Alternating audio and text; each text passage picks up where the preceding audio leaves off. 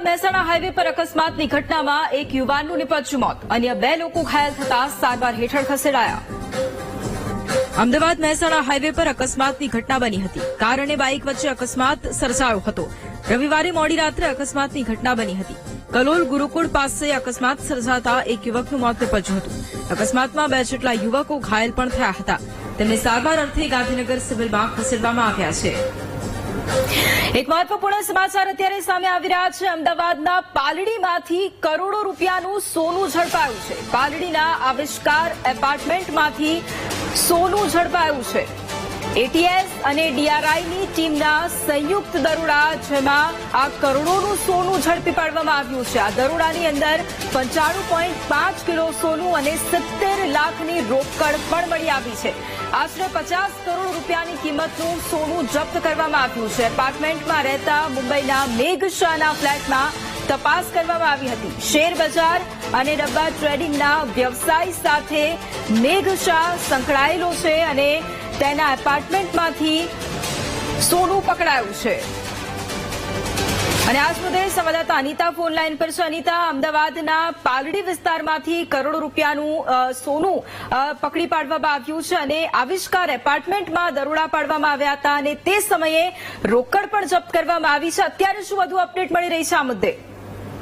જી ખાસ જે પ્રકારે બંધ ફ્લેટની અંદરથી 78 કરોડનું જે 90 કિલો સોનું જે ગુજરાત એટીએસ અને ડીઆરઆઈની જે કાર્યવાહીમાં અત્યારે સામે આવ્યું છે।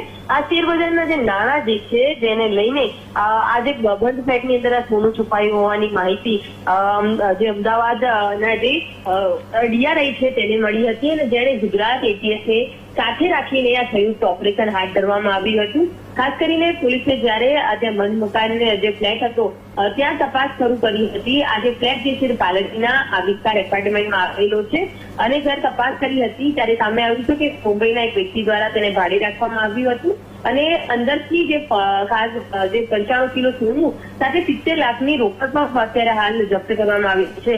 ગુજરાત એટીએસે તપાસ કરતા શેરબજારના જે નાણાંને લઈને આ જે વ્યવહાર થયો હોવાનું હાલ તો પ્રાથમિક દ્રષ્ટિએ સામે આવી રહ્યું છે, જેને લઈને મુંબઈનો જે વ્યક્તિ દ્વારા ભાડે મકાન રાખવામાં આવ્યું હતું અને આપણા ખાતે સોનું છુપાવવાનું જે કાવતરું હતું જેને લઈને હાલ ગુજરાત એટીએસ દ્વારા તપાસ હાથ ધરવામાં આવી છે।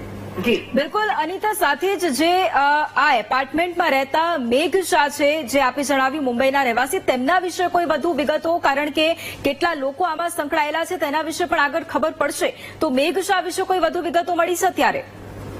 હા જી ચોક્કસ। જે પ્રકારે હાલ આજે વેચતાને લઈને જે નામ સામે આવી રહ્યું છે અને સાથે શેરબજારના આજે નાણાકીય વ્યવહારો હતો અને જે લેણદેણ હતી તેના આ નાણાં હોવાનું સામે આવ્યું છે અને તે સોનામાં રૂપાંતર કર્યું હોવાનું પણ પ્રાથમિક તપાસમાં ગુજરાત એટીએસ અને ડીઆરઆઈની તપાસમાં ખુલી રહ્યું છે।